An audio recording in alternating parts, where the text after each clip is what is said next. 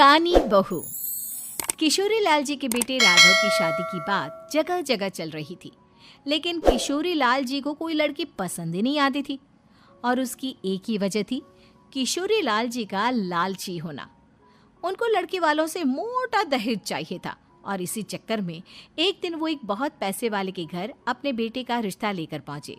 उस आदमी का नाम था ओम प्रकाश। देखिए किशोरी लाल जी, मेरी एक ही बेटी है और मेरी सारी संपत्ति जायदाद सब कुछ मेरी बेटी नैना का ही है। पापा, नाम से लगता है बहुत खूबसूरत होगी। कितना अच्छा नाम है ना, नैना। ओ, वैसे बात तो सही है आपकी।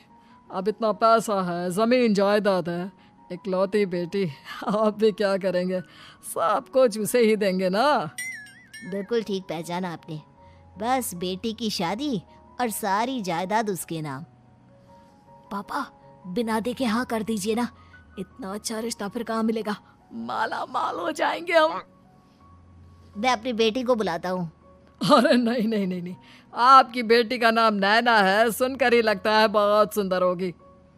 रहने दीजिए अंकल, मैं तो आपकी बेटी के नाम से ही इतना खुश हो गया हूँ कि उसे बिना देखे शादी करने को तैयार हूँ। अब तो मैं उसका चेहरा सीधे शादी के बाद ही देखूंगा। और इस तरह राघव नैना का चेहरा नहीं देखता और उससे शादी कर लेता है।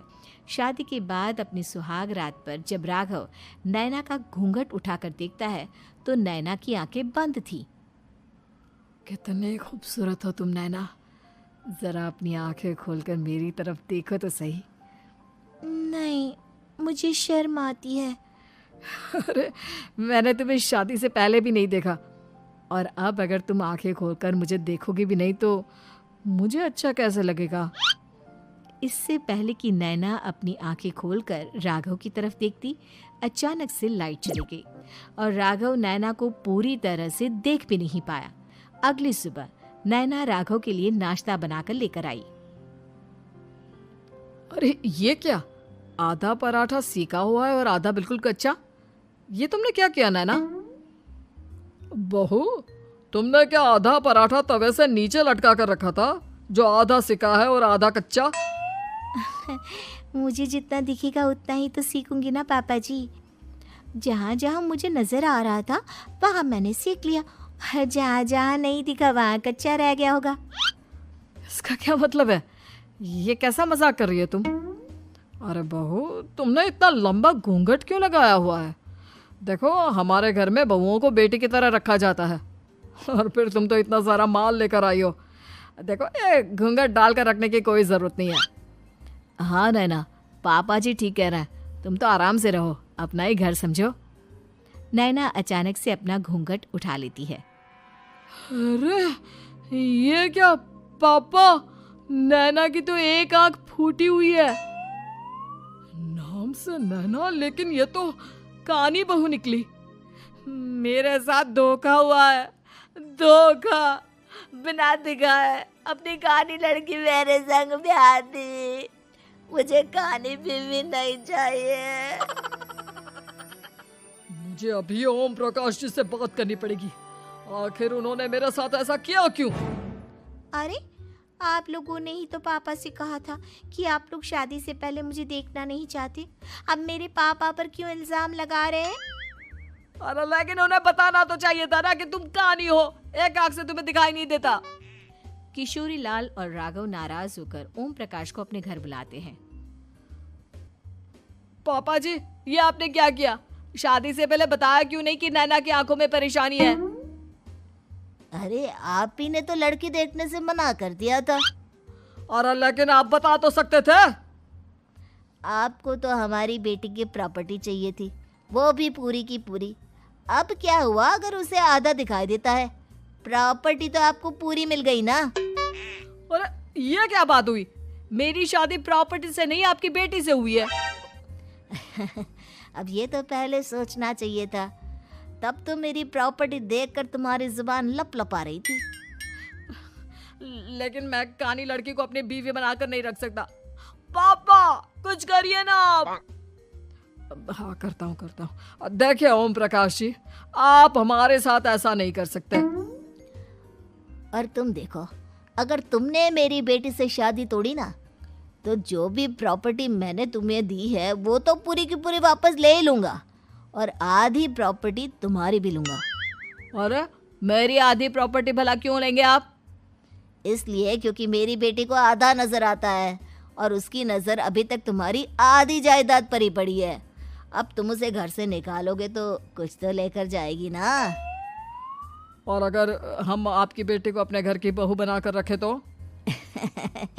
तो तुम्हारी पूरी प्रॉपर्टी तुम्हारी ही रहेगी, और जो मैंने तुम्हें दिया है ना, उसमें से बस मैं आधा लेकर जाऊंगा। अरे लेकिन अब आप अपनी दी हुई प्रॉपर्टी में से आधी वापस क्यों लेकर जाएंगे? अगर मैं आपकी बेटी को अपनी पत्नी बनाकर रखने को तैयार हूं तो? इसलिए ताकि भविष्य में अगर तुम मेरी बेटी को धोखा दो तो उसके पास कुछ तो रहे जो पति का हो। वैसे मेरे पास तो बहुत कुछ है, लेकिन अपने पति की कोई निशानी तो उसके पास होनी चाहिए ना। अब अगर तुमने मेरी बेटी को कहानी कहा तो तुम्हें प्रॉपर्टी भी कहानी ही मिलेगी, पूरी नहीं। जमाए राजा। किशोरी लाल और राघव समझ चुके थे कि वो बुरी तरह फंस चुके हैं और अब उनके पास वहां से निकलने का कोई चारा नहीं है। अब समझ में आया ना, लालच बुरी बला होती है। एक तो तुम्हें प्रॉपर्टी मिली, ऊपर से बीवी मिली, उसमें तुम्हें नखरे भी दिखाने हैं। आए बड़े, चुपचाप बैठो दोनों। कुछ दिनों के बाद नैना राघव की कार लेकर बाजार घूमने निकलती है और जब कार लेकर वापस आती है, ये क्या? एक तरफ से मेरी गाड़ी पूरी खराब हो चुकी है। लगता है तुमने मेरी गाड़ी को किसी दूसरी गाड़ी के साथ एक्सीडेंट किया है। अरे अरे कितना बड़ा नुकसान कर दिया तुमने बहू। वो क्या है ना पापा जी, मुझे एक आंख से दिखाई नहीं दे रहा था, सामने से गाड़ी आ रही थी। मुझे तो सिर्फ आधा ही दिखाई दिया और वो गाड़ी मेरी कार से रगड़ते हुए निकल गई। अब मैं क्या करूं बताओ? आप इसे ठीक कराने के पैसे कौन देगा? तुम्हारे पापा। तुमने मुझसे इस तरह से बात की? अभी रुको। नैना राघव की शिकायत ओम प्रकाश को कर देती है। देखो राघव, अब जो मेरी आधी प्रॉपर्टी तुम्हारे पास थी ना, उसमें से आधी और मैं लेकर जाऊंगा, क्योंकि तुमने मेरी बेटी को डांटा। अरे नहीं नहीं पापा जी, गलती हो गई, माफ कर दो। गलती की तो कोई गुंजाइश ही नहीं। अगली बार मेरी बेटी को डांटा तो बची हुई आधी में से आधी और ले जाऊंगा। लालच के चक्कर में हम दोनों ने बहुत बड़ी गलती कर दी बेटा। एक तो तुम्हें कानी बहू मिली और ऊपर से जो माल मिला वो भी काना। इस तरह राघव की हर एक गलती पर ओम प्रकाश उसकी प्रॉपर्टी का आधा आधा हिस्सा लेकर अपना सारा माल वापस ले गया और राघव को कानी बीवी से काम चलाना पड़ा।